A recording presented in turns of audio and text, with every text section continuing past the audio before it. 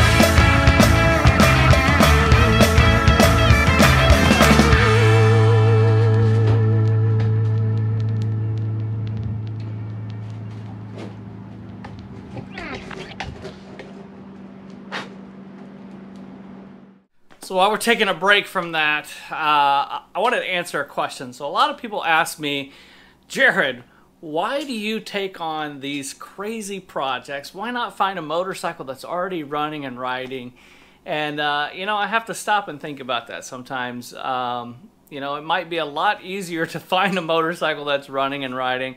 But something draws me to these motorcycles that have been left and neglected. You know, I feel like there's some sort of calling on me to take these motorcycles and to bring them back to life. And I know in my own personal life, there was a time that I went through a lot of things, whether it was health conditions, whether it was just really bad choices in my own personal life, and things that affected me, not only myself, but my family, my wife. And you know, I felt like that person that was neglected, that was hurt, and maybe hurt some other people.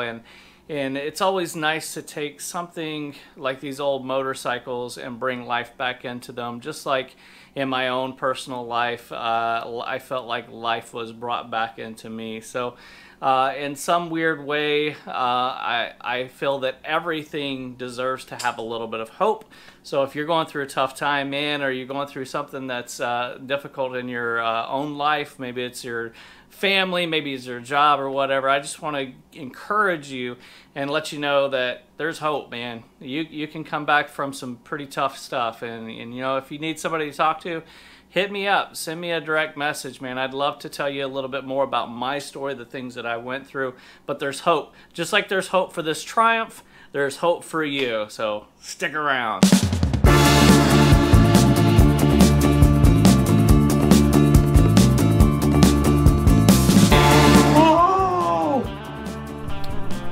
Well, so far not so bad. Only a couple broken bolts along the way.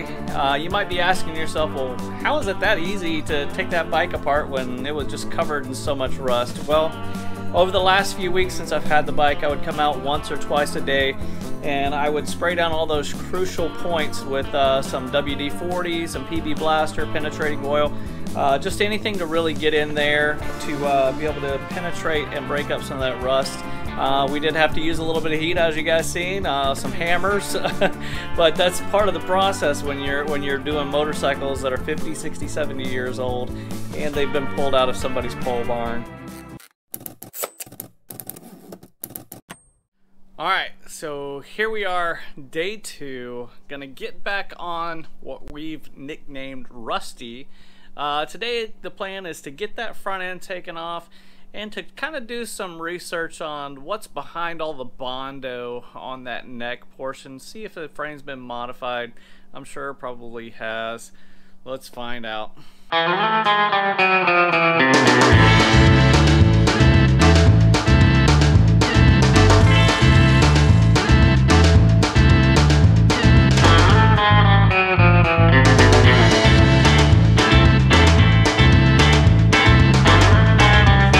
So when trying to figure out what kind of hardware you want to use on your custom motorcycle, I wouldn't recommend square-headed bolts. I think the last time I seen these was like on a tractor from like the 30s.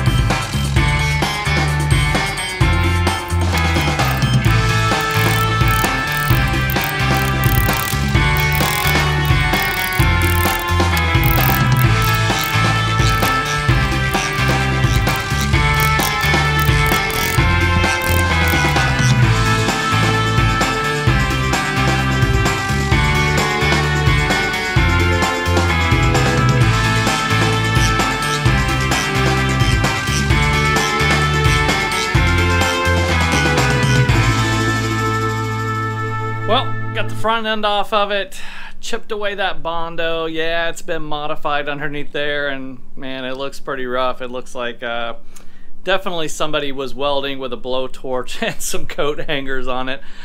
Too bad it's raked a little bit. It will be a wall hanger, I guess. But I think that's going to wrap it up for the video today, man. Hopefully you guys have enjoyed it. If you're new to the channel, man, go ahead and hit that subscribe button down on the bottom. If you did enjoy it today, man, hit that thumbs up. Turn those notifications on and let everyone know what's going on right here at Weems Motor Co. Peace.